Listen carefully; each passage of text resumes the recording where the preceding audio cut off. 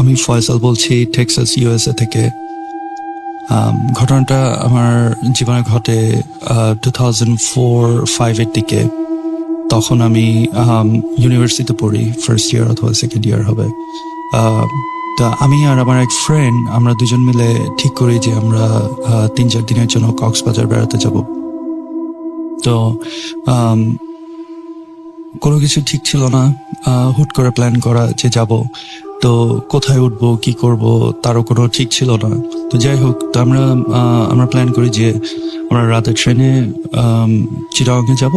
সকালে চিটাগং পৌঁছে ওখানে আমার এক আত্মীয়ের বাসায় কিছুক্ষণ থেকে দুপুরের বাস ধরে আমরা কক্সবাজার যাব, এবং দিনের আলো থাকতে থাকতে যাতে কক্সবাজার পৌঁছে যাতে আমরা একটা দেখে শুনে একটা কোন রকম একটা হোটেলে উঠবো। তো এটাই ছিল প্ল্যান, যে কথা সে কাজ। তো আমরা রাতের ট্রেনে উঠে গেলাম চিটাগং এর উদ্দেশ্যে। তো ভোরে ওখানে পৌঁছে আমার আত্মীয়ের বাসায় উঠলাম।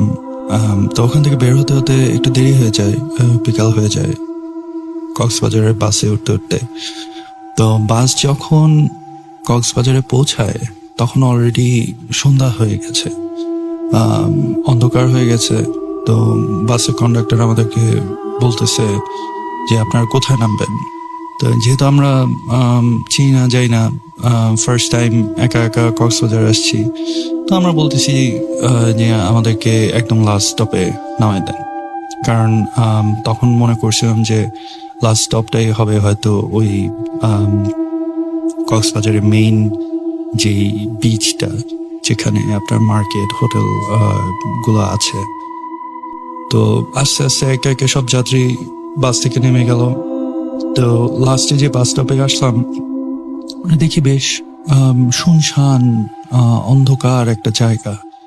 আমরা বললাম যে এটা কোথায় আসছেন? তো বাসের কন্ডাক্টর বলছে কেন, এটাই তো আমাদের লাস্ট স্টপ, এখান থেকে আমরা ইউটার নিয়ে চলে যাব। তো আমাদেরকে ওখানেই নামাই দিল। তো নেমে দেখি যে আশেপাশে কোনো দোকানপাট দেখি না, একটু অন্ধকার, এবং ওখানে আমি আর আমার ফ্রেন্ড ছাড়া, আমরা দুজন ছাড়া কেউ নাই। তো আমি আমার ফ্রেন্ডকে বললাম যে কি করবি, এখানে তো কিছু দেখতেছি না। তো বলে আচ্ছা চল একটু হাঁটি, কিছু দূর গিয়ে দেখি যে কোনো দোকানপাট পাওয়া যায় কিনা, তো বা কোনো রিক্সা পাওয়া যায় কিনা। তো যেই কথা সেই কাজ। তো আমাদের হাতে ছোট ছোট দুটো সুটকেস ছিল, তো ওটা হাতে নিয়ে আমরা হাঁটা ধরলাম। কিছু দূর যাওয়ার পর দেখি যে রাস্তার পাশে একটা রিক্সা দাঁড়ায় আছে, আর রিক্সার উপরে একটা মধ্যবয়স্ক একটা লোক বসা। তো আমরা গিয়ে বললাম যে এই আমরা হোটেল পাড়ায় যাবে। তো রিক্সা বলে ওঠেন। তো আমরা উঠলাম রিক্সায়। তো রিক্সা চলতেছে। তো রিক্সাওয়ালা বলতেছে যে কোন হোটেলে উঠবেন।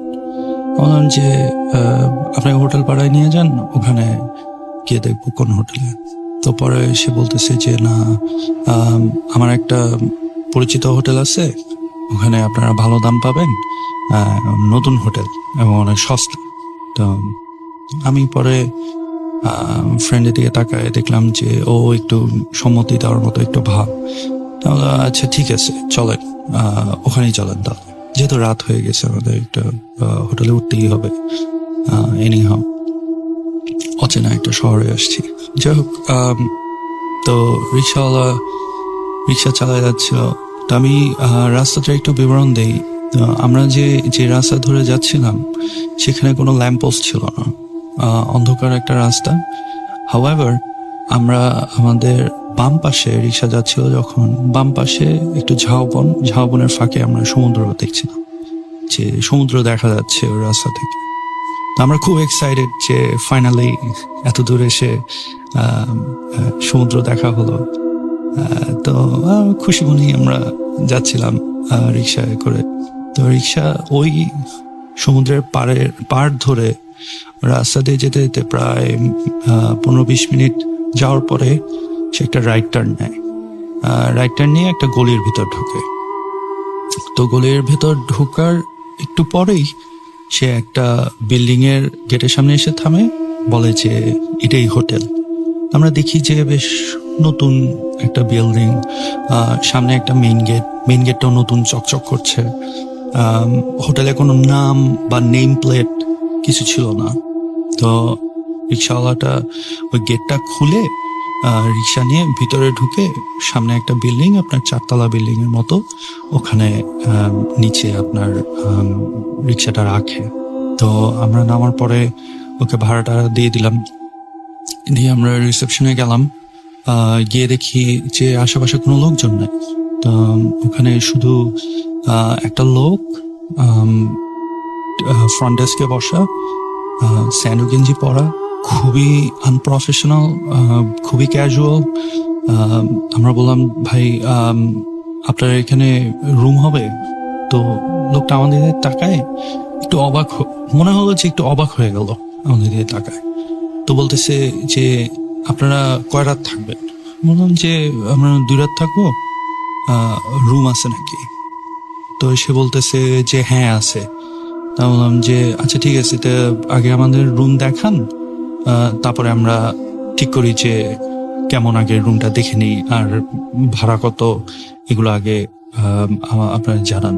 তো সে বলতেছে যে আচ্ছা ঠিক আছে, তাহলে রুম দেখে নেন, তারপরে ভাড়া নিয়ে আমরা কথা বলবো। তো সে বের হয়ে বলতেছে যে আসেন, এলিভেটরের দিকে নিয়ে গেল। তো বলতেছে যে আপনারা আপনাদের লাগেজ রেখে আসেন। হ্যাঁ, লাগেজ নিয়ে খামোখা টানাটানি করবেন, লাগেজটা রেখে আসেন। তা আমি আমার ফ্রেন্ড দিকে তাকালাম। ও ও বলতেছে যে না না না, লাগেজ রাখবো না, লাগেজ আমাদের সাথেই থাকবে। তো অলরেডি আমরা ওই লোককে দেখে অলরেডি একটু ম্যাচ খারাপ হয়ে গেছি, যে কি ব্যাপার, হোটেলে আসলাম, এখানে হোটেলে কোনো লোকজন নাই, যে বসা সে আবার জামা কাপড় ঠিক মতো গায়ে নেই, কোথায় আসলাম এটা। তো এখন যাই হোক, তো সে আমাদেরকে এলিভেটরে করে উপরে নিয়ে গেল রুম দেখানোর জন্য। আমরা 3rd ফ্লোরে আমরা নামার পরে সে একটা রুমের দরজা খুলে বলে কি যে আপনাদের রুমটা ভিতরের, এই রুমের ভিতর দিয়ে গিয়ে আরেকটা দরজা আছে, ওই দরজার ভিতরের যে রুম, সেই রুমটা হচ্ছে গিয়ে আমাদেরকে দিবে। তো এটা শুনে আমরা দুজনেই খুব খটকা লাগলো, কি ব্যাপার, রুমের ভিতর রুম, এটা আবার কি? যাই হোক, তো সে রুমে নক করে রুমের দরজা খোলে। তো দরজা খোলার পর আমরা ভিতরে উঁকি মেরে দেখি যে ওই রুমের মধ্যে একটা ফ্যামিলি বসা, আপনার একটা মধ্যবয়স্ক একজন লোক, একটা মহিলা, আর 7-8 বছরের একটা বাচ্চা, একটা ছেলে। এরা বিছানার উপর বসা, 3জনই আমাদের দিকে তাকায় আছে, এবং এক দৃষ্টিতে তাকায় আছে 3জনই, কেউ কোনো কথা বলতেছে না, আমাদের দিকে জাস্ট ঠায় তাকায় আছে। এখন ওই রিসেপশনের লোকটা বলতেছে যে ওই ভিতরের রুমে যান, ওই রুমের ভিতরে হচ্ছে গিয়ে আপনাদের রুমটা। তা এখন আমি আমার ফ্রেন্ডের দিকে তাকাই, ও আমার দিকে তাকায়, দুজনে কেউই ইচ্ছা করতেছে না যে এই রুমের ভিতর দিয়ে যাবো, এখানে একটা ফ্যামিলি বসা, সবাই তাকায় আছে। এর ভিতরে আবার আরেকটা রুম, ওই রুমটা হবে হচ্ছে আমাদের, মানে অলরেডি একটা নেগেটিভ একটা ভাইব পাওয়া শুরু করতেছিলাম যে সামথিং ইজ ইন রাইট। তো আমার ফ্রেন্ড বলে কি যে তুই গিয়ে ভিতরে দেখায়, আমি বাইরে দাঁড়াই। তো এখন ওই কেয়ারটাকে বলতেছে যে না, আপনারা দুজনেই যান, সমস্যা কি, দুজনেই দেখে আসেন। তো আমার ফ্রেন্ড বলে যে না, আমাকে বলতেছে যে তুই গিয়ে একটু দেখে আয়। তো আমি রুমের ভিতরে ঢুকি। ঢোকার পর যখন বেডটা ক্রস করে আমি এদিকে আসি, দেখি যে ওই যে ফ্যামিলিটা রুমের ভিতরে বসা, এরা ঘুরে আমার দিকে তাকায় আছে, মানে ওদের চোখ আমাকে ফলো করতেছে। তো আমি ওই রুমটা ক্রস করে ওই পাশে যে ডোরটা, আরেকটা রুমের যে ডোরটা খুলে আমি জাস্ট ভিতরে একটু উঁকি মেরে দেখি যে নর্মাল পরিপাটি একটা রুম, একটা বেড, একটা ডেস্ক আছে, I think that's about it. তো আমি আর রুমের ভিতরে আমি আর ঢুকি না, তো আমি জাস্ট মাথাটা ঢুকে একটু উঁকি মেরে, লাইট জ্বালায় একটু উঁকি মেরে আমি জাস্ট দেখে আমি বের হয়ে আসি। তো বের হয়ে এসে আমি আর আমার ফ্রেন্ড, আমরা দুজনেই ওই রুম থেকে বের হয়ে আমরা হোটেলের করিডোরে এসে দাঁড়াই। তো দাঁড়ানোর পরে তখন ওই যে রিসেপশনিস্ট সে বলতেছে যে আপনাদের কি রুম পছন্দ হয়েছে, আপনারা কি এখনই উঠবেন? আমরা বলতেছি যে আপনার রুমের ভাড়া কত? তো সে তখন বলতেছে ভাড়া 150 টাকা, কিন্তু আপনারা বললে এটা 100 টাকায়, আপনারা যদি 2 রাত থাকেন তাহলে 100 টাকা, আপনারা 200 টাকা দিবেন। তখন আরো একটু সন্দেহ হয় আমাদের যে লাইক নতুন একটা বিল্ডিং, নতুন হোটেল, 100 টাকা per night, it's too cheap. I mean, আমরা অন্য ফ্রেন্ডরা যারা কক্সবাজার এসে ঘুরে গেছে, তো ওরা বলছে 200-300 টাকার নিচে হোটেলের রুম পাওয়া যায় না, তাও পুরোনো হোটেল গুলা। তো সেখানে সে এত কমে দিতে চাচ্ছে, তো তখন একটু সন্দেহ হয়। তো আমি আমার ফ্রেন্ডের কানে কানে বলি যে নিচে চল, নিচে গিয়ে একটু কথা বলি। তো তখন আমি বললাম যে আচ্ছা ঠিক আছে, নিচে চলেন, নিচে গিয়ে আমরা ডিসাইড করি যে আমরা থাকবো বুকের উপরে। তো তখনই ওই রিসেপশনিস্ট বলতেছে যে আমাদের কেয়ারটেকার আছে, সে আপনাদের লাগেজ নিয়ে রুমে সেট করে দিবে, আপনারা নিচে চলেন, গিয়ে আমরা আপনার রুমটা বুকিং দিয়ে দিব। তো তখন দেখি যে সিঁড়ি দিয়ে বেশ দারোয়ানের ড্রেস পরা একটা লোক সে সিঁড়ি দিয়ে উঠে এসে আমাদের লাগেজ উঠানোর জন্য আসতেছে। তো যেই ড্রেস পরা লোকটা, তাকে দেখে আমার মনে হচ্ছে লোককে আমি কোথায় যেন দেখছি। চেহারাটা চেনা চেনা লাগতেছে। তো তাকে আর আমাদের লাগেছে, আমরা বলছি যে না, আগে নিচে চলেন, আমরা নিচে গিয়ে করি, নিচে গিয়ে কথা বলি। তখন সে আমাকে বলতেছে, ওই রিসেপশনিস্ট বলতেছে যে না, আপনারা তো রুম দেখে ফেলছেন, আপনাদেরকে তো এখন উঠতেই হবে। সে ইনসিস্ট করা শুরু করছে। তখনই আমার ম্যাচ গরম হয়ে যায়। আমি তখন তার সাথে তর্কাতর্কি শুরু, কি বলেন, আমরা তো আসছি রুম দেখতে, রুম দেখা মানে তো আর রুম ভাড়া করাটা। তো এরকম কথা, মানে তার সাথে একটা দুইটা কথা হইতেছে, কথা চালাচালি করতেছি। তখনই আমার হঠাৎ খেয়াল হলো যে আরে, এই যে কেয়ারটেকারের পোশাক পরা যে লোকটা, এটাই তো আমাদের সে রিক্সাওয়ালা ছিল যে আমাদেরকে নিয়ে আসছে। তখন আমার ফ্রেন্ড আমাকে আবার কানে কানে বলতেছে যে আমার ভালো লাগতেছে না, চলে কিন্তু বের হই। তখন আমি বলতেছি যে আচ্ছা ঠিক আছে, আপনারা লিফটে করে আপনারা যান, আমরা আসতেছি, একটু কথা বলে নিই ওর ফ্রেন্ডের সাথে। সেই লোকটা নাছরবান্ধা হয়ে গেছে, আমাদেরকে রুমে ঢুকে ছাপে। আর ওইদিকে যে রুমের ভিতরে যে ফ্যামিলিটা ছিল, এরা দরজা খুলে আমাদের দিয়ে তাকায় আছে। তারা 3 জনই, মা, বাবা এবং 7-8 বছরের বাচ্চাটা। এবং এরা কেউ কারোর সাথে কথা বলতেছে না, এরা ঠায় আমাদের দিয়ে তাকায় আছে। তখন আমরা লাগেজ হাতে নিয়ে আমি তখন আমার ফ্রেন্ডকে বলে চল নিচে চল। তো ওরা বলতেছে যে কি আপনার রুমে উঠবেন না, এই না সেই না। তখন আমরা বলতেছি আসেন নিচে আসেন, বলে আমরা সিঁড়িতে নামা শুরু করছি। তো তখনই আমি আমার ফ্রেন্ডকে বলি যে দেখছো ওই কেয়ারটেকারটা কিন্তু ওই রিক্সাওয়ালাটি যে আমাদেরকে নিয়ে আসছিল। তো তখন আমার ফ্রেন্ড আমাকে বলতেছে যে দোস্ত ভালো লাগতেছে না, মনে হইতেছে সামথিংস রং, চল আমরা এখান থেকে বের হয়ে যাই। আমরা সিঁড়ি দিয়ে যখন লাস্ট, মানে আমরা 3 তলায় ছিলাম, তো যখন 2 তলা পর্যন্ত নেমে লাস্টের কয়েকটা ধাপ বাকি, তখনই দেখি যে হঠাৎ বিল্ডিং এর পাওয়ার চলে গেল। তখন আমার প্রচন্ড ভয় লাগে যে কি হইতেছে,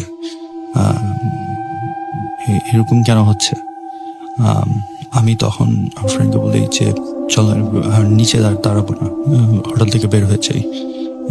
তো পাওয়ার চলে গেছে। তো আমরা যখন সিঁড়িতে নামছি, সিঁড়িতে নামার পর সিঁড়ি থেকে বের হয়ে আমি আসলে বুঝতেছিলাম না যে কোন দিকে মেইন ডোরটা ছিল, কারণ আমরা ওঠার সময় তো আমরা এলিভেটর দিয়ে উঠি। তো সিঁড়িতে নামার পরে আমি বুঝতেছিলাম না যে আসলে ফ্রন্ট ডেস্কটা কোন দিকে ছিল।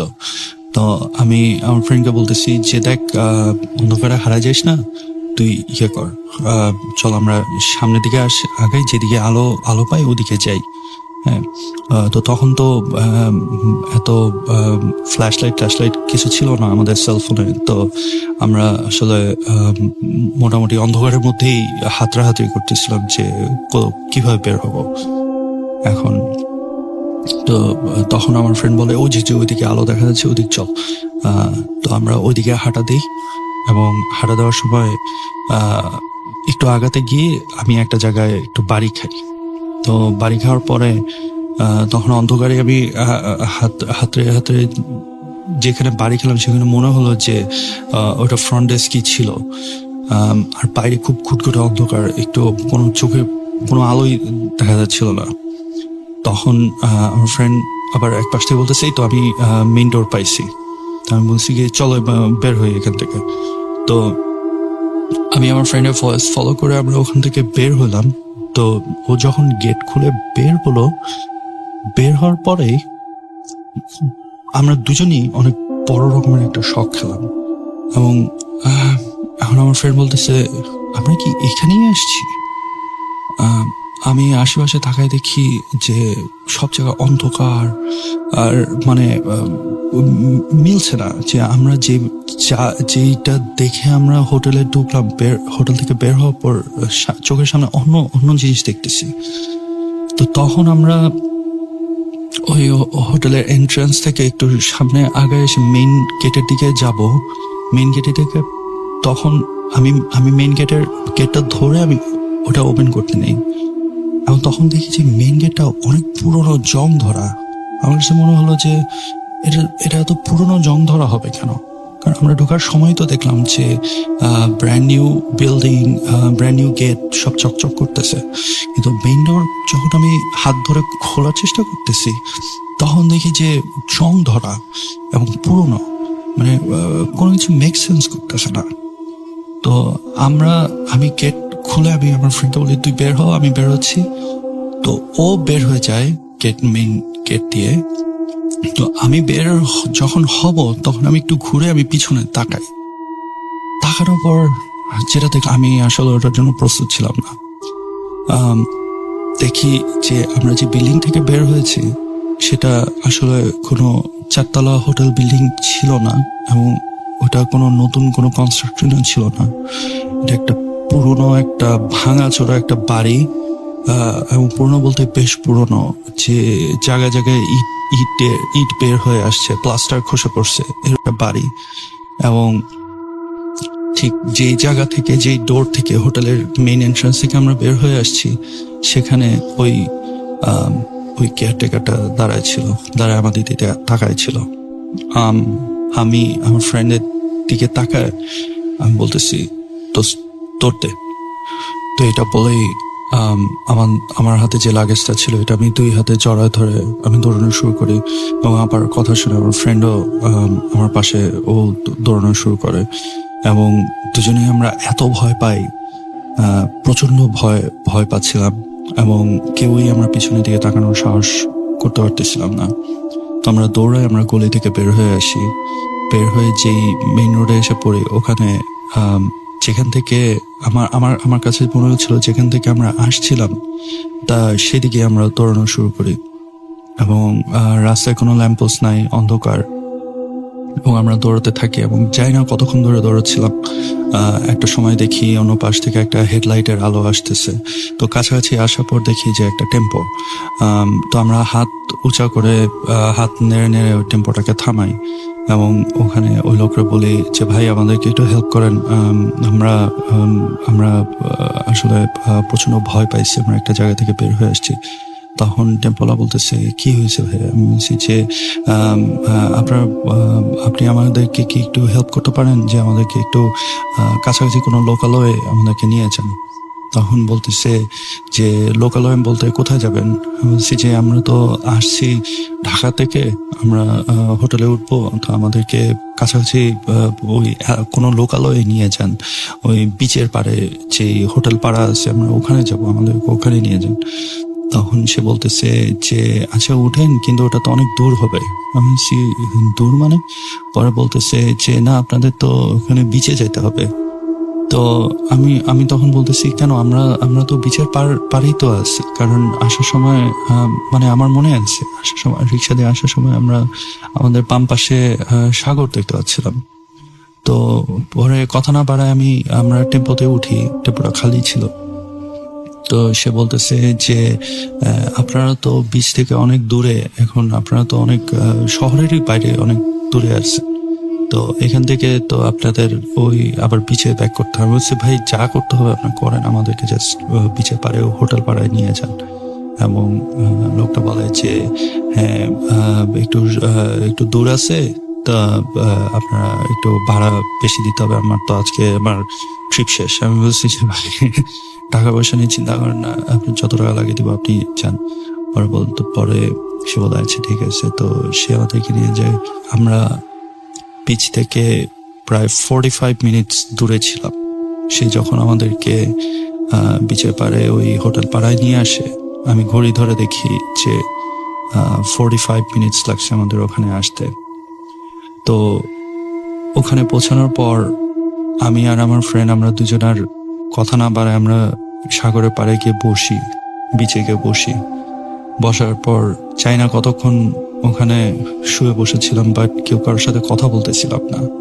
অনেকক্ষণ পরে যখন একটু একটু সেন্স ফিরে আসলো, তখন আমি বললাম যে এটা কি হলো। তখন আমার ফ্রেন্ড বলতেছে যে আমি আর এখানে থাকবো না, আমি বাসায় ঢাকায় ব্যাক করবো। বলছি অ্যাটলিস্ট রাতটা তো কোথাও থাকতে হবে। অলরেডি তখন রাত 10টা 11টা বেজে গেছে। তো তখন আমি বললাম যে আচ্ছা ঠিক আছে, চল একটা হোটেল নিয়ে আমরা রাতটুকু কাটাই, পরদিন আমরা চলে যাই। তো আমাদের ট্রিপের মজাটা একদম মাটি হয়ে গেছে, আমরা যা এক্সপিরিয়েন্স করছি এটার পরে।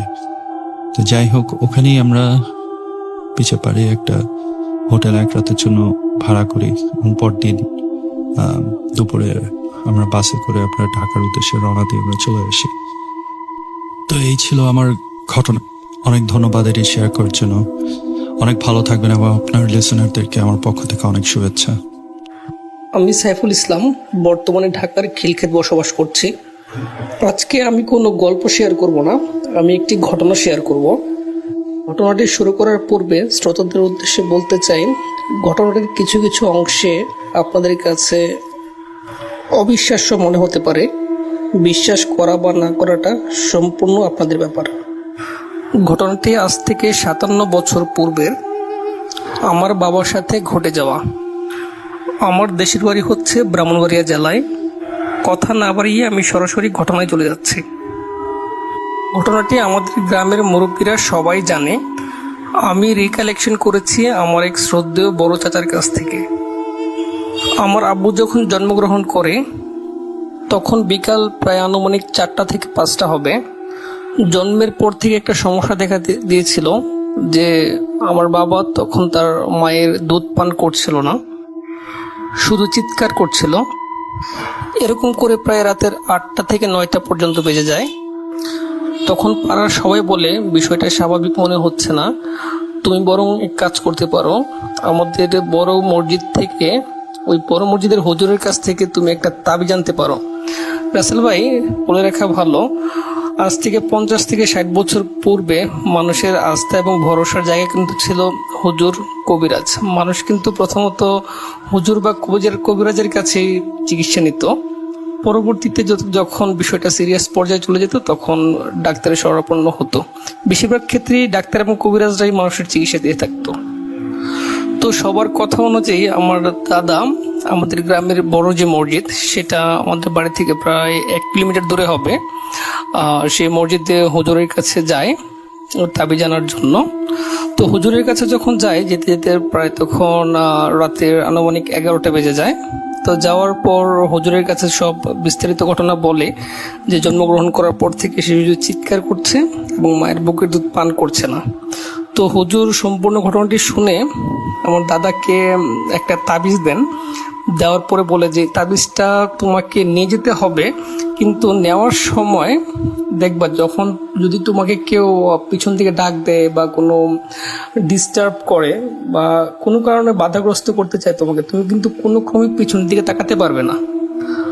আর যদি কোনো কারণে তুমি তাবিজটা হারিয়ে ফেলো তাহলে কিন্তু সেটা আমার আয়ত্তের বাইরে চলে যাবে, পরবর্তীতে আমি এই বিষয়ে কিছু করতে পারবো না। লোকমুখে প্রচলিত আছে আমার দাদা খুব শক্তিশালী এবং সাহসী মানুষ ছিল, 2 থেকে 3 জনের কাজ উনি নিজে একাই করতে পারত। যদিও আমার দাদাকে দেখার সৌভাগ্য আমার হয়নি। বলে রাখা ভালো, আমার দাদা হুজুরের কাছে যাওয়ার সময় একটা লাঠি নিয়ে গিয়েছিল, যেটা সবসময় ওনার সাথেই থাকতো। তাবিজ নিয়ে মসজিদ থেকে রওনা হতে হতে প্রায় রাত্রে আনুমানিক 12টা বেজে যায়। তখন আমার দাদা ভাবলো রাস্তা দিয়ে না গিয়ে যদি আমি শর্টকাটে যাই, মানে যদি জমির মাঝখান দিয়ে যাই, হয়তো আমার সময় অনেকটাই সেভ হবে। তো তারপর আমার দাদা তাবিজ নিয়ে বাড়ির উদ্দেশ্যে রওনা হলো। বাড়ির উদ্দেশ্যে রওনা হওয়ার পর যখন মাঝ বরাবর যখন আসলো, বাড়ি এবং মসজিদের মাঝ বরাবর, তখন পিছন দিক থেকে অনেক কোলাহল, চিৎকার চেঁচামেচি, অনেক কোলাহল শুরু হলো। তো হুজুরের কথা অনুযায়ী দাদা পিছনের দিকে তাকান না, তো সামনের দিকে হাঁটতে থাকেন। তখন এক পর্যায়ে পিছন থেকে পরিচিত একজন লোক দাদাকে ডাক দেয়, এত রাতে তুমি কোথায় যাচ্ছ? তখন আমার দাদা ভাবলো যাক, পরিচিত একজন তাহলে পাওয়া গেল।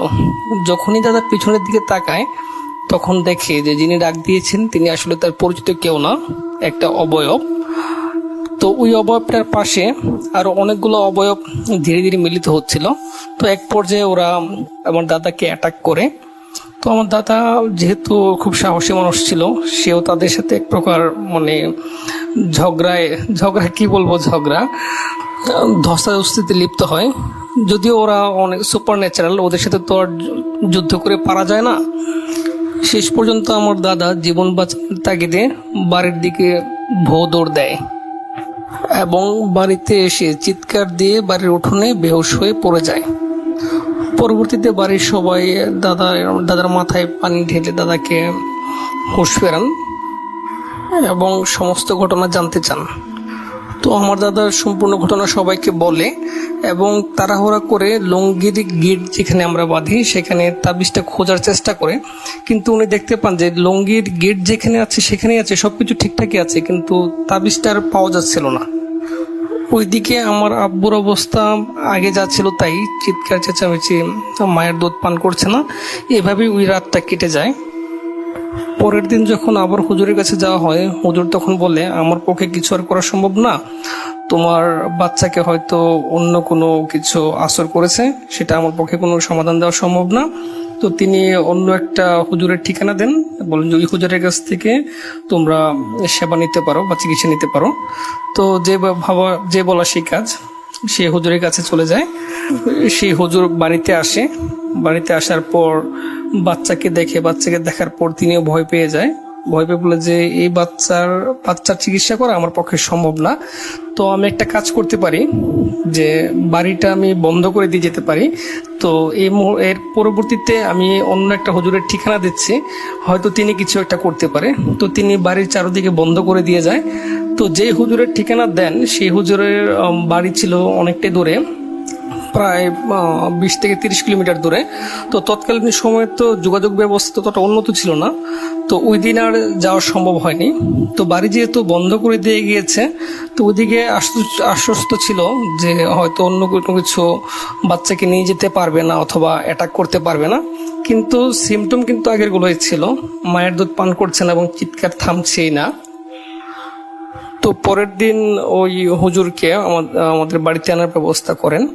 তো বাড়িতে আসার পরেই বাড়িতে উঠানো পা রাখার পরে হুজুর বলে যে এখানে অনেক বড় ধরনের কোনো একটা সমস্যা হয়েছে, তো দেখি চিকিৎসা করা যায় কিনা। তো বাচ্চাকে দেখার পর আমার দাদা দাদিকে বলে আপনারা আসলে কি বলবো, বলতে গেলে আপনারা খুব কষ্ট পাবেন। আপনারা যে বাচ্চাটা এখন দেখতে পাচ্ছেন সেই বাচ্চাটা কিন্তু আপনাদের না, সেটা জিনের বাচ্চা। আপনাদের বাচ্চাকে ওরা জন্মগ্রহণ করার পরেই নিয়ে গিয়েছে। এখন যে বাচ্চাটা আপনাদের কাছে আছে সেটা আপনাদের কাছে থাকবে না, যে কোনো মুহূর্তে ওরা এটা নিয়ে যাবে। এ কথা শোনার পর হুজুরের কথা কেউ বিশ্বাস করতে চায় না। তো হুজুর প্রমাণস্বরূপ হাত পা বা বিভিন্ন কিভাবে যেন মাপযোগ করে প্রমাণ দেয় যে আসলে সেটা মানুষের বাচ্চা না। আর বলা হয় যে যদি মানুষের বাচ্চা হতো তাহলে এতক্ষণে সে না খেয়ে থাকতে পারতো না, কিছু না কিছু সে একটা মুখে দিত। একজন জিনের বাচ্চা হিসেবে সে মানুষের দুধ পান করবে না। তো আমি একটা সমাধান দিতে পারি, এটা খুব রিস্কি হয়ে যাবে। যদি আপনারা চান, হয়তো আপনাদের বাচ্চা যদি আল্লাহ চায় তাহলে ফিরিয়ে দিয়ে যেতে পারে ওরা। তো হুজুর যে প্রসিডিউরের কথা বলে সেটা অনেকটাই ভয়ঙ্কর। কোনো বাবা মাই সৎ জ্ঞানে তার নিজের বাচ্চা বলেন আর যাই বলেন, নিজের বাচ্চাকে কখনো এরকম ঝুঁকির মুখে ফেলতে চাইবে না। তারপরেও সর্বশেষ চিকিৎসা হিসেবে হুজুরের কথাই তারা মানতে বাধ্য হয়, কেননা সেটা 2 থেকে 3 দিন পার হয়ে গিয়েছিল। তো হুজুরের প্রসিডিউরটা ছিল এরকম যে দোলনার মতো কিছুর মধ্যে একটা করে বাচ্চাকে সন্ধ্যার পর বাঁশঝাড়, যেটা বলে বাঁশঝাড়, সেই বাঁশঝাড়ের মধ্যে ঝুলিয়ে দিয়ে আসতে হবে। ঝুলিয়ে দিয়ে আসার পর কেউ দরজা জানালা কেউ কোনো কিছু খুলতে পারবে না, বাচ্চা ওই বাঁশঝাড়ের মধ্যে থাকবে। তো যতক্ষণ না পর্যন্ত বাচ্চার কান্না থেমে যায় ততক্ষণ পর্যন্ত কেউ ঘর থেকে বের হতে পারবে না। তো শেষ পর্যন্ত উপায় না দেখে সেই প্রসিডিউরের দিকে আগায় সবাই। তো সন্ধ্যার দিকে একটা দোলনার মতো করে আমার বাবাকে সেই বাঁশঝাড়ের মধ্যে ঝুলিয়ে দিয়ে আসা হয়। তো শ্রোতাদেরকে আগে বলেছিলাম, এই বিষয়টা আপনাদের কাছে একটু অবিশ্বাস্য মনে হতে পারে, তো এটাই ছিল বাস্তব। তো ঝুলিয়ে দিয়ে আসার পর তো আমার দাদি এবং দাদা ওরা তো খুব কান্নাকাটি, যে নিজের বাচ্চা বাঁশঝাড়ের মধ্যে কান্নাকাটি করছে, এটা কিভাবে মেনে নেওয়া আসলে অনেকটা কষ্ট করছিল। তো এভাবে অপেক্ষার প্রহর গুনতে থাকে যে কখন বাচ্চার কান্নার আওয়াজ কমবে। তো কান্নার আওয়াজ তো ওরা শুনতেই পাচ্ছিল ঘর থেকে, কিন্তু হুজুরের নির্দেশ অনুযায়ী, হুজুর বাড়িতেই ছিল, হুজুরের নির্দেশ অনুযায়ী দরজা জানালা কেউ খুলে নেয়। তো আনুমানিক রাত 12টা কি 1টার দিকে হঠাৎ করে কান্নার আওয়াজ থেমে যায়। তো হুজুরকে বলা হয় যে এখন তো আমরা কান্নার আওয়াজ শুনতে পাচ্ছি না, এখন কি আমরা বাচ্চাটাকে আনতে পারি কিনা। হুজুর বলে যে হ্যাঁ, এখন আপনারা আনতে পারেন। তো বেঁচে আছে কিনা মরে আছে সেটা জানি না, যদি বেঁচে থাকে তাহলে নিশ্চিত ধরে নেবেন যে আপনাদের বাচ্চাটাকে ওরা ফিরিয়ে দিয়ে গিয়েছে। তো 12টার পরে যখন কান্না থেমে গেল তখন তাড়াহুড়া করে সবাই যায় এখানে, গিয়ে বাচ্চাটাকে নামিয়ে এনে তখন দেখা যাচ্ছে যে বাচ্চাটা জীবিত আছে, নড়াচড়া করছে কিন্তু কান্না করছে না। তো যখনই মায়ের কাছে আনা হয় বা মানে আমার দাদির কাছে যখন আনা হয় তখন সে স্বাভাবিক বাচ্চাদের মতোই দুধ পান করতেছে, মানে কোনো কান্নাকাটি করতেছে না, অনেকটাই সুস্থ। তো আমরা সবাই মনে করেছিলাম ঘটনাটা হয়তো এখানে হয়তো শেষ, কিন্তু ঘটনাটা এখানে শেষ হয়নি। ঘটনাটা আরেকটু সামনের দিকে এগিয়ে যায়, যেটা আমাদের জীবনের উপর অনেকটা বড় ইম্প্যাক্ট তৈরি করে। আমাদের জীবনের উপর ইম্প্যাক্ট তৈরি করে অনেক বছর পর। আমার বাবার শৈশব কৈশোর সব ঠিকভাবে ছিল। তো আমার বাবা যখন বিয়ে করার পর আমার বড় বোন হয়, বড় বোন হওয়ার পর থেকে সমস্যাটা দেখা দেয়। সেটা হচ্ছে আমার বাবা হঠাৎ করে একদিন নিখোঁজ হয়ে যায়। অনেক খোঁজাখুঁজির পরেও প্রায় 1-2 বছর পর্যন্ত কোনো খোঁজ খবর পাওয়া যায়নি। তো 2 বছর পরে উনি আপনি আমাদের বাড়িতে ফিরে আসার পর যখন সবাই জিজ্ঞাসা করা হয় তুমি কোথায় ছিলা, কোথায় গেছিলা তোমার বাচ্চা রেখে, তখন আমার বাবা কিছুই বলতে পারে না। তো আবার স্বাভাবিক জীবনযাপন করতেছে। এরকম করার পর আবার 3 বছর পর আবার সে নিখোঁজ হওয়ার পর সেই মুহূর্তে আমি জন্মগ্রহণ করি অবশ্য। তো নিখোঁজ হওয়ার পর আমি জন্মের পর আমি আমার বাবাকে দেখতে পাইনি, হয়তো সবাই যেটা বলে যে আমার বাবা ছিল না আমার পাশে। তো আবার আমার বয়স যখন 3 বছর হয় তখন আবার উনি আবার ফিরে আসার পর তো সবাই বলে যে প্রথমবার এরকম একবার করেছিল, সে এখন আবার এরকম সে নিখোঁজ হয়ে যায়।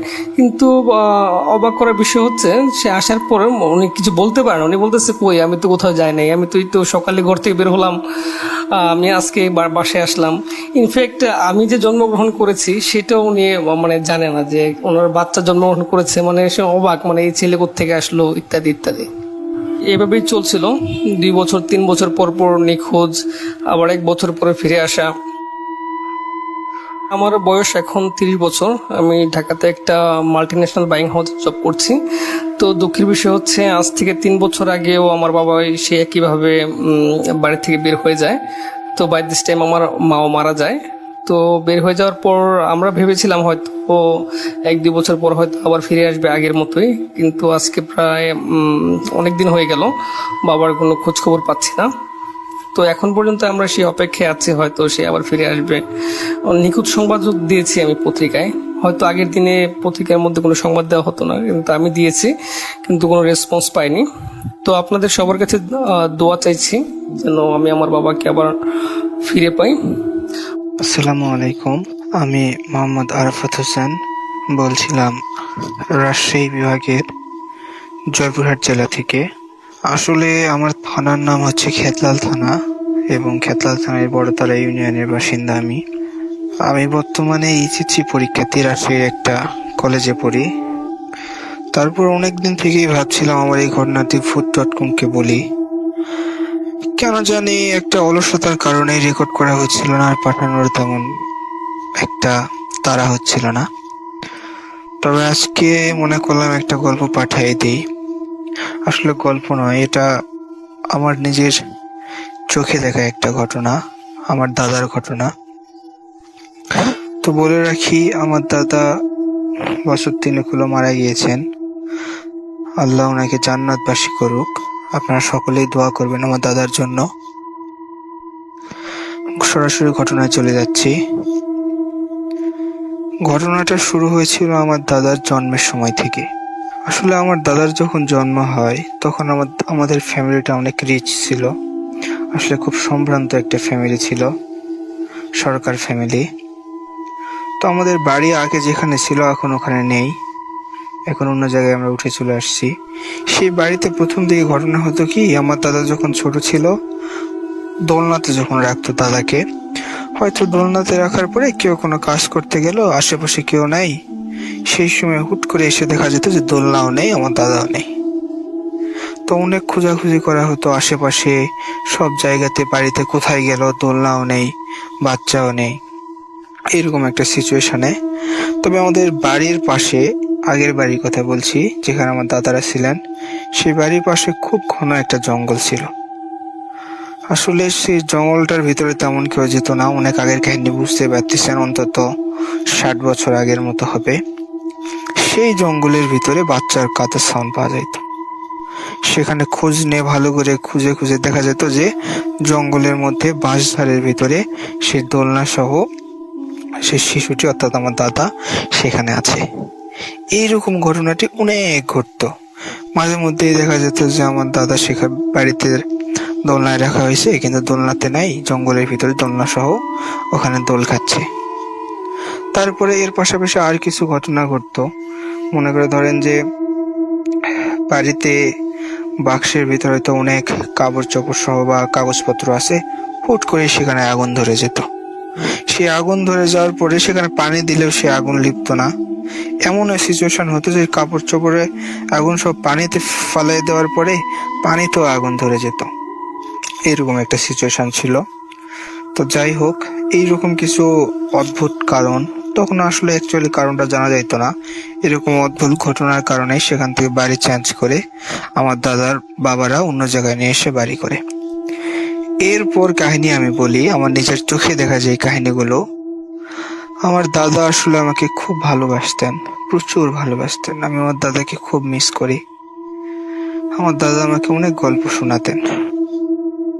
তবে আমাদের নিজের চোখে যে ঘটনাগুলো দেখা, মাঝে মধ্যে দেখা যেত আমাদের বাড়িতে এত সুন্দর একটা গন্ধ, এত সুন্দর গন্ধ যেটার কথা আসলে আমি আপনাদের বলে বোঝাতে পারবো না। তো এই গন্ধটা কিন্তু সব সময় হতো না। ও সরি, একটা কথা আপনাদের বলাই হয়নি। আসলে কথাটা হচ্ছে যে আমার দাদার সঙ্গে একটা পরী ছিল। এই ঘটনাটা জানাজানি হয়েছিল আমার দাদা পরিণত বয়স হওয়ার পরে। সকলেই জানতো যে আমার দাদার সঙ্গে একটা পরী ছিল। তো এই পরীটা যখন আমার দাদার সঙ্গে দেখা করতে আসতো, অর্থাৎ আমাদের বাড়িতে আসতো, ঠিক সেই দিন থেকে প্রায় 2-3 দিন যাবত আমাদের বাড়িতে এত সুন্দর একটা গন্ধ হতো। এবং আমার দাদা যেই ঘরে থাকতো সেই ঘরের গন্ধ তো অনেক সুন্দর গন্ধ। যে কোনো মানুষ আমাদের বাড়িতে আসলেই সেই গন্ধ টের পেত এবং বুঝতে পারতো যে আমার দাদার সঙ্গে দেখা করতে এসেছিল।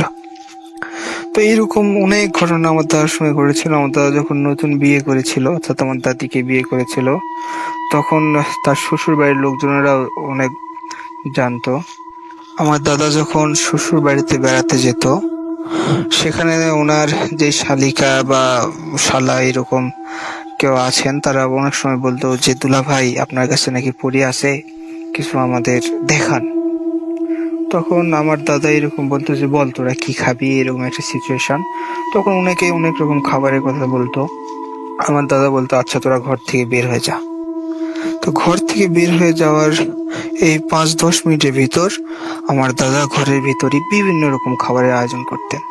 অনেক সময় দেখা গেছে যে অনেক ফলমূল সেখানে হুট করে জড়ো করছেন, বা পুরো এক গামলা ভর্তি মিষ্টি, অথচ একেবারে গরম মিষ্টি, এইরকম অনেক খাবার নিয়ে তাদেরকে চমকে দিতেন। তার সকলে আসলে বিশ্বাস করতো যে তাদের কাছে কিছু আছে। তো আরেকটা কাহিনী বলি, যেটা মূল কাহিনী হচ্ছে, সেই পরীটা আসলে আমার দাদাকে অনেক কিছু দিয়েছিলেন। প্রথম দিকে অনেক অর্থ দিয়েছিলেন। অনেক অর্থ দেওয়ার পরে দাদাকে এরকম বলেছিলেন যে 3টা মহিষ কিনতে বলেছিলেন, এবং এই 3টা মহিষের ভিতর একটা মহিষকে জবাই করে গ্রামের সব লোককে খাওয়াতে বলেছিলেন। তো কথা মতো আমার দাদা 3টা মহিষ কিনেছিলেন, কিন্তু মহিষ কেনার পরে আসলে সেই মহিষ দিয়ে হাল চাষ করাতেন এবং মানুষকে খাওয়ানোর এই বিষয়টা জানি না কি কারণে তিনি এড়িয়ে গিয়েছিলেন, খাওয়াতে পারেননি। সেই সময় আসলে আমাদের পরিবারে খুব একটা দুঃসময় নেমে এসেছিল। সেই মহিষ 3টা পর পর মারা যায়, এবং লাস্ট যে মহিষটা ছিল, সেই মহিষ এবং আমার নিজের দাদি একই দিনে মারা গিয়েছিলেন। তারপর থেকে আসলে সেই পরি বলি আর যেটাই বলি, ওনার সঙ্গে আমার দাদার খুব ভালো একটা সম্পর্ক ছিল না। তারপর থেকে যখনই সেই পরীটা দেখা করতে আসতো, আমার দাদা খুব কষ্ট পেত। মানে ঘুমের ভিতরে অচেতন অবস্থায় থাকতো, কিন্তু হাত পা সব ছাড়াছাড়ি করতো। আশেপাশের দেয়ালে অনেক সময় দেখা যায় পা হাত দিয়ে লাগতো, হাত টাত কেটে যেত। আমরাই যখন দাদার এরকম সিচুয়েশন হয়, আমরাই পাশে বসে হাত পা সব চিপে ধরে নিয়ে থাকি। অথচ বৃদ্ধ একটা লোকের হাত পায়ে যে এত শক্তি হতে পারে, সেটা আসলে আপনাদের বলে বোঝানো পারবো না। আমি নিজে অনেকবার আমার দাদার হাত পায়ে এরকম ভাবে ধরেছিলাম যাতে ছোড়াছুড়ি না করে। তো আরেক দিনের ঘটনা, আমাদের আসলে নতুন একটা বাড়ি করছিল আমার চাচা। বাড়ি করার সময় আসলে গ্রাম অঞ্চলে দেখা যায় এই বাড়ি করার জন্য একটা মিলাদ পড়ানো হয়। আমাদের বাড়িতে অনেক আত্মীয়স্বজন আসছিল। আমরা সেই রাতে সবাই মিলে গল্প সল্প করছিলাম, তো আড্ডা দিচ্ছিলাম। এমন সময় বাইরে থেকে শব্দ আসছিল, এরকম একটা শব্দ যে আমাকে বাঁচাও। তখন আমরা বাইরে সবাই বের হয়ে দেখি যে আমার দাদা একটা গাছে একটা ডাল ধরে আসলে ঝুলে আছেন। ঝুলে আসলে বলা ঠিক হবে না, একটা মানুষ উড়ে যাওয়ার সময় খুব কষ্ট করে কোনো জিনিস আঁকড়ে ধরলে যেরকম হয়, ঠিক এইরকম হয়ে আছেন। আমরা সকলেই দৌড়ে যাওয়ার সঙ্গে সঙ্গে আমার দাদা সেই গাছ থেকে পড়ে যায়।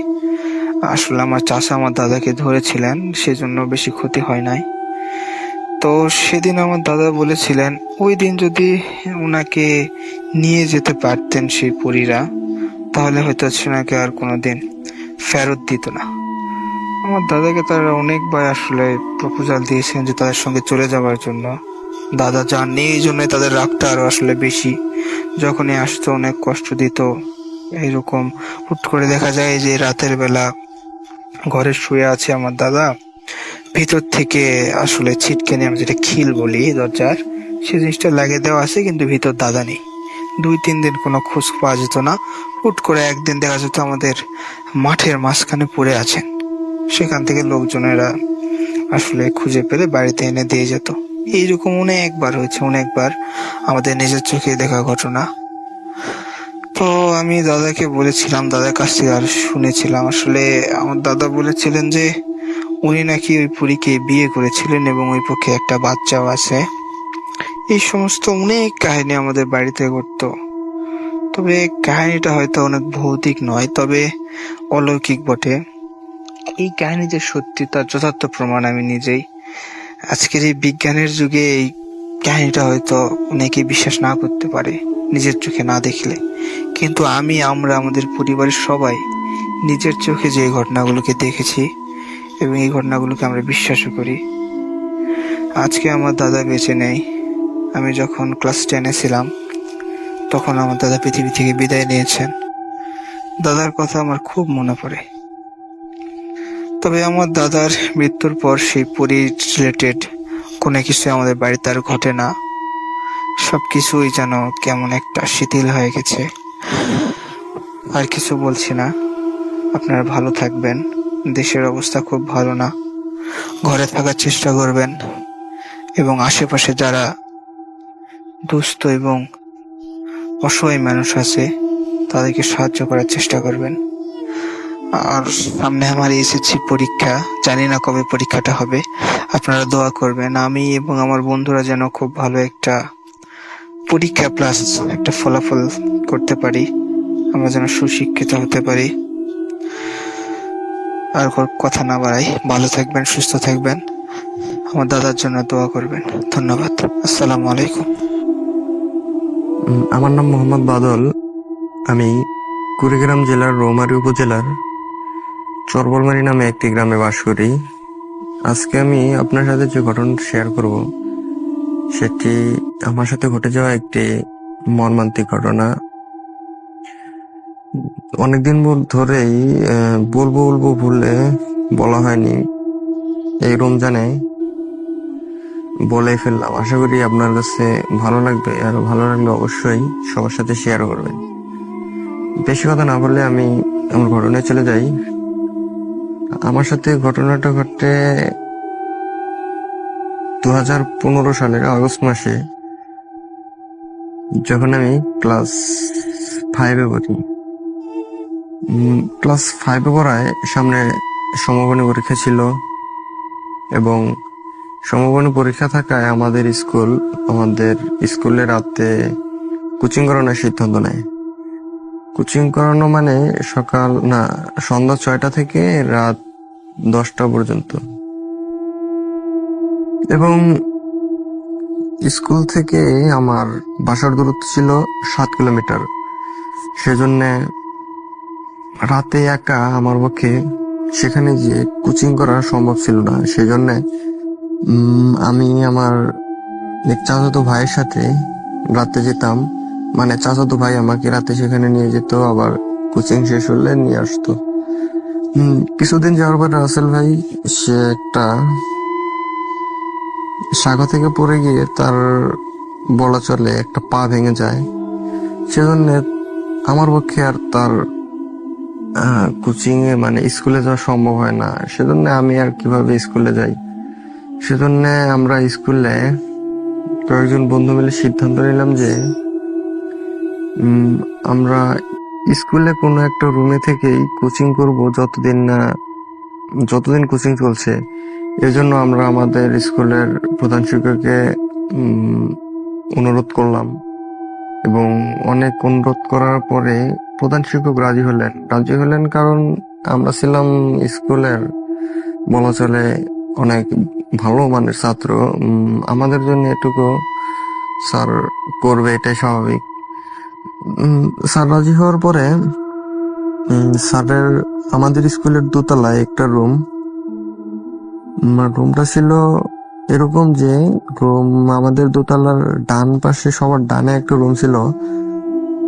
রাসেল ভাই, আমি স্কুলে যাওয়ার পর থেকে কোনোদিনও রুমটা খোলা দেখিনি, মানে সবসময় বন্ধই দেখেছি। আর কি কারণে যে বন্ধ ছিল সেটাও কোনোদিন জানতে চাইনি। স্যার আমাদেরকে রুমটা খুলে দিল। রুমটা খোলার পরে দেখলাম রুমটার মধ্যে অনেক ভাঙা বেঞ্চ, চেয়ার ইত্যাদি ইত্যাদি মানে আবর্জনা পড়ে আছে। আমরা একদিন ভরেই সেগুলো সাফ করলাম, মানে পরিষ্কার করলাম। তারপরে আমরা বাড়ি থেকে 4 মতো কম্বল, খেতা, বালিশ নিয়ে গেছিলাম। সব মানে বিছিয়ে থাকা শুরু করলাম। আমরা মানে 3জন বন্ধু থাকতাম। মানে সবার আর 2জন ছিল, ওদের নাম ছিল মাজিদুল ও ফয়সাল। ওদের বাড়িও মানে অনেকটাই দূরে ছিল, সেজন্য ওদেরও আসার প্রবলেম হতো, সেই জন্য থাকে। আমরা দূরে থেকে আসছি, সেজন্য আমাদের খাওয়া দাওয়ার জন্য কোনো বাড়িতে লজিং থাকতে হতো, মানে লজিং খেতে হতো। কোচিং শেষ করে আমরা রাতে খেতে যেতাম এবং কোচিং মানে খেয়ে দিয়ে আবার এসে শুয়ে পড়তাম। এভাবেই আমাদের কয়েকদিন কাটলো, মানে 3 থেকে 4 দিন এভাবেই কাটলো, কোনো প্রবলেম হলো না। প্রবলেম শুরু হয় চতুর্থ দিন থেকে। মানে চতুর্থ দিন বলতে আমরা 3 জনে রাতে শুয়ে আছি, আমাদের হঠাৎ একটা শব্দ ঘুম ভাঙলো। শব্দটা এরকম ছিল যে উম, মানে শব্দটা আসছিল ওই রুমের কোন এক কর্নার থেকে। শব্দটা এরকম ছিল যে কোনো বিড়ালকে যদি কেউ গলা চিপে ধরে তাকে কোনো আওয়াজ করতে না দেওয়া হয়, সেরকমই মানে বিড়াল ডাকার শব্দ। আমরা যথারীতি মানে যেহেতু আমরা রাতে রাতে কোচিং করতাম, সেজন্য আমাদের সবার কাছে টর্চ লাইট ছিল। আমরা টর্চ লাইট ধরলাম এবং ধরে দেখলাম যে একটা কালো বিড়াল, একবারে কালো, চোখ ছিল রক্ত লাল। মানে মানে কিভাবে বলবো যে এমন বিচ্ছিরি বিড়াল জীবনে দেখিনি। এবং সে আমাদের দেখে জানালা দিয়ে লাফ দিয়ে চলে গেল। তখন অতটা ভাবিনি। আমাদের সাথে যে বন্ধু ফয়সাল ছিল, মানে সবচেয়ে বড় ছিল আমাদের মধ্যে, ওর বয়স, ও বলল, এগুলো কিছুই না, এগুলো বিড়াল টিড়াল হয়তো বাইরে থেকে আসছে, তোরা মানে শুয়ে পড়, এগুলো চিন্তা করিস না। এজন্য আমরা মনে করো যে শুয়ে পড়লাম। আবার সকালে উঠে দেখি মানে একটা মাথা একটা মানে জিনিস ভাবলো যে মানে খেললো যে আমরা তো দোতলায় ছিলাম, আর জানলাও তো আটকানো ছিল, বিড়ালটা কিভাবে লাফ দিল আর কোন জায়গা দিয়ে লাফ দিল, আর যদি লাফও দেয় তাহলে দোতলা থেকে এটা কিভাবে সম্ভব। যাই হোক, অত কিছু ভাবারই নাই, সিম্পল এটা হতেই পারে। কিন্তু মানে সেটাই কি শেষ ছিল না পরে কিছু ঘুরতে চলছে, এটা আমাদের মানে আমরা জানতাম না যে এর পরে আর কি হবে। তারপরে প্রতিদিন আমাদের সাথে এমন অনেক ঘটনা ঘটছে যে কিরকম যে ও ছাদের মধ্যে মনে হয় অনেকজন মানুষ মানে আলোচনা করছে বা গ্যাদারিং করছে বা খাওয়া দাওয়া করছে, অথবা আমাদের এমনও মনে মনে হতো যে আমরা ওখানে থাকলে মারা যাব। মানে রাতে থাকলে আমাদের জন্য হয়তো বাইরে কেউ অপেক্ষা করছে, আমরা বাইরেও যেতে পারতাম না, এমন একটা অবস্থা। এই ঘটনাগুলো কারোর সাথে শেয়ার করতাম না, যে কয়দিন পর পরীক্ষা, কি এগুলো হয়তো সেখানে শেষ হয়ে যাবে, শেয়ার টেয়ার করতাম না। পরীক্ষার আর 15 দিন বাকি আছে, কোচিং চলছেই। আমরা এক বন্ধু মানে তার বাড়ি চলে যায়, আমরা সেজন্য দুজনেই থাকতে হয়। একদিন রাতে আমরা দুজন শুয়ে আছি, শোয়া অবস্থায় দেখলাম যে মানে সেদিন রাতেও শুয়ে আছি, রাত তখন মনে হয় 11টা বাজে। আমাদের একটা মেয়ে মানে কান্নার শব্দে আমাদের ঘুম ভাঙে দুজনেরই। মানে কান্নাটা এমন ছিল যে অনেক মায়াবী সুরে কি যেন কাঁদছে, মানে ওই রুমের ওই কর্নার থেকে আসতেছে। আমরা আবার সেদিনকার মতোই মানে টর্চ লাইট মারলাম, টর্চ লাইট মারার মতো। আমরা অনেক ছোট থাকার কারণে ক্লাস ফাইভে তো ছিলাম, মানে অনেক ছোট থাকার কারণে একটু ভয় কাজ করছিল যে এটা আবার কি হয়। পরে মানে করলাম, টর্চ লাইট মারলাম, টর্চ লাইট মারার পর মানে এটা দেখার জন্য প্রস্তুত ছিলাম না বললে চলে। মানে একটা মেয়ে, সাদা কাপড় পরা, অনেক বড় বড় মানে লম্বা চুল, আমাদের উল্টো দিকে বসে কি যেন খাচ্ছে, মানে আমরা ঠিক বুঝতে পারছি না। কিন্তু আমাদের দেখে মানে আমাদের উপস্থিত হলো, মানে টর্চ লাইট মারার সাথে সাথেই মেয়েটা এমন ভাবে মাথাটা ঘুরালো, মনে হয় যে কোনো একটা বল 360 ডিগ্রি অ্যাঙ্গেলে আমাদের দিকে মানে তাকালো। এটা দেখে আমি কি বলবো, মেয়েটার মানে চোখ তো ছিলই না, মুখের মধ্যে রক্ত মানে চুয়ে চুয়ে পড়ছে। এটা দেখে তো আমি সেন্সলেস হয়ে পড়ে যাই। তারপরে যখন মানে আমার জ্ঞান ফেরে তখন আমি ছিলাম আমার বাড়িতে। দেখি মানে বাড়িতে শুয়ে আছি, বাবা মা বন্ধু ফয়সালও শুয়ে মানে পাশে বসে আছে। এখন কান্নাকাটি করছে মা বাবা। মানে মাকে জিজ্ঞেস করলাম যে মানে কি হয়েছে, কান্নাকাটি করতেছে। পরে বললো যে তুই এই 3 দিন থেকে অজ্ঞান হয়ে পড়ে আছিস, মানে কি বলবো, তোর সাথে কি হয়েছে সেটা মানে বল। পরে আমি সবাইকে সব খুলে বললাম। খুলে বলার পরে তারা মানে কি বলবো, আমি আমার বন্ধু মাজদুলের কথা বলেছি যে ওর এখন কি খবর। আমি লক্ষ্য করিনি যে আমার শরীরে কতগুলো ব্যান্ডেজ ছিল, মানে আমি সেগুলো খেয়ালই করিনি। পরে মাজদুলের কথা জিজ্ঞেস করলাম, ওরা বললো যে ও নাকি মারা গেছে। মানে আমাকে নাকি পাওয়া যায় স্কুলের ছাদে, মানে ক্ষত বিক্ষত অবস্থায়, আর মাজদুলকে পাওয়া যায় স্কুলের পেছনে একটা জঙ্গলে মৃত অবস্থায়। মানে ওকে কেউ মানে খাবলে খাবলে খেয়েছে এরকম। সেটা শুনে আমার তো মানে বিশ্বাসই হয় না। পরে আমি নিজের শরীরের দিকে চেয়ে দেখি যে আমার এই অবস্থা, শরীরে এত ব্যান্ডেজ। আমি তো তারপর থেকে আমার 2 মাস জ্বর ছিল, যার কারণে আমি আমার সমমানের পরীক্ষাও দিতে পারিনি সেবার। আমার জ্বর মানে না থামায় মা মানে এক বড় হুজুরের কাছে যান।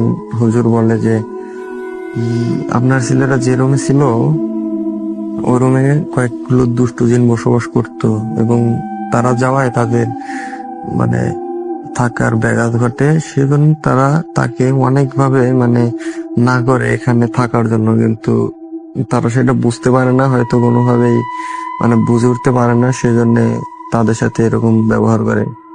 এই ছিল আমার ঘটনা। আশা করি আপনার ভালো লাগবে। আর কথাবার্তায় কোনো ঝামেলা হলে অবশ্যই ক্ষমা দৃষ্টিতে দেখবেন, অবশ্যই সবার সাথে শেয়ার করবেন। আসসালামু আলাইকুম। আসসালামু আলাইকুম লিসিনা। আমি ফরিদপুর থেকে বলছি। তো ঘটনাটা মালয়েশিয়া। তো মালয়েশিয়ার কুয়ালালামপুরের একটা ঘটনা আমি বলবো। তো ঘটনাটা ঘটে আমার চাচার সাথে। তো আমার চাচা মালয়েশিয়ার একটা প্রাইভেট ইউনিভার্সিটিতে পড়তেন। তো ওনার বাসা ছিল কুয়ালালামপুরে। তো কুয়ালালামপুর থেকে ওনার ভার্সিটিতে যেতে ট্রেনে 40 মিনিটসের মতো লাগতো। তো উনি সবসময় ট্রেনে যাতায়াত করতেন। তো ওনার নাইট সেশনে ক্লাস ছিল। তো উনি প্রতিদিন ঠিক মতো আসা যাওয়া করতেন। তো হঠাৎ করে একদিন ওনার রুটিনটা এমন ভাবে চেঞ্জ করা হয় যে ওনার ক্লাস শুক্রবারে সকাল 9টা থেকে পড়ে যায়। তো একটা কথা বলে রাখি, ওনার বাসা থেকে সকালে ওনার ভার্সিটিতে যাওয়ার মতো আসলে কোনো ট্রেন ছিল না। তো উনি বেশ একটা বিপাকে পড়ে যান যে ওনার ক্লাসগুলো মিস হতে থাকে শুক্রবারের। তো এখানে ভাই ওনার একজন ফ্রেন্ড ছিলেন বাঙালি, যিনি ইউনিভার্সিটির পাশেই থাকতেন। তো উনি ওনাকে প্রস্তাব দেন যে উনি যেখানে থাকেন সেখানে একটা রুম ফাঁকা আছে, তো উনি চাইলে সেখানে থাকতে পারেন জাস্ট বৃহস্পতিবার 8টা। তো এর বিনিময়ে যে এই ভাড়াটা আসে তো সেটা ওনাকে পে করতে হবে। তো বেশ লোভনীয় একটা প্রস্তাব এবং ভালো একটা প্রস্তাব, বেশ ভাড়াটাও বেশ কম ছিল। তো উনি কোনো কিছু না ভেবেই উনি রাজি হয়ে যান, কজ ক্লাসগুলা মিস হচ্ছিল। তো উনি রাজি হয়ে যান। তো ভাইয়া ফার্স্ট বৃহস্পতিবার রাতে, তো পরের দিনের ক্লাস ছিল। তো উনি একটা জিনিস লক্ষ্য করেন, তো ওই রুমে উনি একাই ছিলেন। পাশের রুম গুলায় সবাই 2 থেকে 3 জন করে থাকতো, বাট ওই রুমটা ফাঁকা ছিল। তো ওনার জিনিসটা বেশ খটকা লাগে যে এক রুমে এভাবে গ্যাদারিং করে আছে, কিন্তু একটা রুম ফাঁকা আছে, তো এই রুমে তো তারা থাকতে পারে, কেন এই রুমটা ফাঁকা? তো যাই হোক, তো উনি সেভাবে চিন্তা করেন না। তো উনি রাত 12টার দিকে ঘুমিয়ে পড়েন, যেহেতু পরের দিন সকালে ক্লাস ছিল। তো উনি বেশ ঘুমিয়ে পড়েন। তো ওনার ঘুম ভেঙে যায় আনুমানিক 2টার দিকে। তো ওনার ঘুম ভেঙে যায়, মনে হতে থাকে যে ওয়াশরুম অ্যাটাচ ছিল। তো ওয়াশরুমে মনে হয় যে কেউ একজন ওয়াশরুমে কেউ শাওয়ার নিচ্ছে। তো ওনার বেশ খটকা লাগে, কজ ওনার রুমের ডোর ভেতর থেকে লক করা ছিল যেহেতু। তো এখানে কোনো সম্ভাবনা ছিল না যে কেউ একজন বাইরে থেকে এসে ওনার বাথরুমের শাওয়ার নিবে। তো জিনিসটা উনি ঘুম থেকে উঠেন। তো উনি উঠে দেখেন যে বাথরুমের দরজাটা আটকানো বাইরে থেকে, কিন্তু বাথরুমের লাইটটা জ্বালানো। তো উনি স্পষ্ট মনে আছে উনি লাইট অফ করে শুয়েছিলেন। তো এবং উনি বাথরুমের দরজা খুলে দেখেন বাথরুমের শাওয়ারটা ছাড়া। তো বাথরুমের শাওয়ারটা যেহেতু ছাড়া উনি দেখেন, তো ওনার বেশ খটকা লাগে। তো উনি ভাবেন হয়তো কোনো কলে সমস্যা ছিল, তো উনি শাওয়ার অফ করে দেন। তো অফ করে দিয়ে উনি এসে যখনই শুয়ে পড়েন, তো সবচেয়ে বিচিত্র জিনিসটা এখনই ঘটে ভাই। তো উনি খেয়াল করেন উনি শুয়েছেন খুব সম্ভবত 5 থেকে 10 মিনিট হবে। উনি খেয়াল করেন ওনার খাটের সাথেই ভাই জানালা ছিল। তো জানালাতে উনি যেটা দেখতে পান, হঠাৎ করে সামথিং লাইক এ সার্কেল ওনার জানালার সামনে এসে পড়ে। তো এমন একটা সার্কেল, বিশাল বড় একটা সার্কেল, যেটা জানালা থেকে সবকিছু স্পষ্ট দেখা যাচ্ছিল। এবং সার্কেলে পুরা রুম দিনের মতো আলো হয়ে যায়। তো উনি হতভম্ব হয়ে যান, এটা কি হচ্ছে। তো উনি দেখতে পান জানালা থেকে কোনো কিছুর মতো একটা হাত, 2টা হাত, বেশ কালো লোমশ 2টা হাত ওনার দিকে এগিয়ে আসছে। এবং এগিয়ে এসে ওনার পা দুটো টান দিয়ে ধরে। তো উনি বেশ লম্বা ছিলেন, তো উনি শুয়েছিলেন খাটে এবং খাটের সাথেই জানালাটা ছিল। তো এসে ওনার পাটা ধরে ফেল। তো উনি ভয়ে আল্লাহ নাম নিতে থাকেন এবং আয়াতুল কুরসি পড়েন, এবং উনি ফোনে একটা সূরা চালিয়ে দেন, এবং কিছুক্ষণের মধ্যেই তিনি দেখেন যে আসলে কিছুই নেই। তো উনি সর্বপ্রথম ভাবেন হয়তো হ্যালুসিনেশন হতেই পারে। তো উনি ওই দিন রাতে এই ঘটনাটা ফার্স্টে কারোর সাথে শেয়ার করেন না। তো উনি যাই হোক বেশ সুন্দরভাবে ঘুমিয়ে যান। তো পরের বৃহস্পতিবারে কাহিনী ঘটে। তো উনি কাহিনীটা কারোর সাথে তখন পর্যন্ত কারোর সাথে শেয়ার করেন নাই। তো পরের বৃহস্পতিবার যে ঘটনাটা ঘটে, উনি রাত ওই দিন উনি খুব দেরি করেই ঘুমান। ওনার ঘুমাতে ঘুমাতে রাত 1টার মতো বেজে যায়, 1টা-1:30 বেজে যায়। তো ওইরকমই রাত 3টার দিকে ওনার ঘুম ভেঙে যায়। রাত 3টার দিকে ওনার ঘুম ভেঙে যায়। তো ওনার ঘুম ভেঙে যায়, তো উনি চোখ খুলে যেটা দেখতে পান, একটা বিভৎস দৃশ্য দেখতে পান। উনি দেখেন ওনার মাথার উপরে যে ফ্যানটা ঘুরছে, তো ফ্যানের উপরে একটা অবয়ব, একটা ছায়ার মতো বসে আছে ঠিক ফ্যানের পাখার উপর। এবং জিনিসটার পা অস্বাভাবিক রকমের লম্বা, জিনিসটার পা প্রায় ওনার গার সমান চলে এসেছে, এবং জিনিসটা উপর হয়ে ওনার দিকে তাকিয়ে আছে। তো উনি একটু ভেবে দেখেন একটা জিনিস, আপনি রাতে ঘুম থেকে উঠে দেখলেন একটা জিনিস ফ্যানের উপর বসে আছে এবং পুর হয়ে আপনার দিকে তাকিয়ে আছে। তো উনি অন্ধকারে যতটুকু দেখলেন, উনি মুখটা বেশ বোঝা যাচ্ছিল না যেহেতু অন্ধকার ছিল, বাট উনি দেখলেন যে জিনিসটার চুলগুলা বেশ বড় বড় এবং একটা সাদা টাইপের একটা জামা পরা ছিল। তো উনি এটা দেখে উনি জোরে একটা চিৎকার দেন। তো উনি যখনই চিৎকার দেন, তো ওনার পাশের রুমে একজন বাঙালি ছিল এবং 2জন পাকিস্তানি এবং আরেকজন ছিলেন উজবেকিস্তানের। তো যাই হোক, তো ওনারা সবাই দৌড়ে চলে আসেন। তো ওনারা দৌড়ে এসে দেখেন যে দেয়ার ওয়াজ নাথিং। তো উনি ওই দিন রাতে আর ভয়ে ওই রুমে ঘুমান। উনি বলেন উনি পাশের রুমে যান। তো পাশের রুমে গিয়ে তার বন্ধুকে, তো ভাই ওনার বন্ধুর নাম ছিল হাসান, তো হাসান ভাইকে উনি জিজ্ঞাসা করেন যে আসলে কি সমস্যা, তুই আমার সত্যি করে বল যে এই রুমে কি সমস্যা ছিল। তো ভাই হাসান ভাই যেটা বলে, উনি বলেন আসলে ওনারা ওখানে বিল্ডিংটা ওঠার আগে এখানে একটা ছেলে থাকতো, ছেলেটা সম্ভবত টার্কিশ। তো টার্কিশ একটা ছেলে থাকতো রুমে। তো একদিন হঠাৎ করে ছেলেটার রুম থেকে চিৎকারের আওয়াজ আসে। তো লোকজন ভাবে যে হয়তো এমনি, লোকজন যে দেখতে পারে যে দরজা বাইরে থেকে আটকানো। তো যারা ছিল তারা হয়তো ভাবেন যে তেমন কিছুই না। তো যাই হোক, তারা কেউ পাত্তা দেন, তারা দরজা খোলারও চেষ্টা করেন।